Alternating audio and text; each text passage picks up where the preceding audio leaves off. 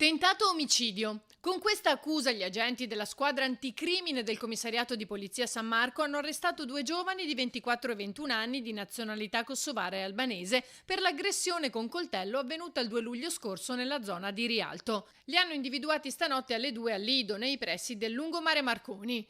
La vittima dell'accoltellamento era un militare americano della base di Aviano, colpito alla schiena durante una lite e poi portato all'ospedale con un polmone perforato.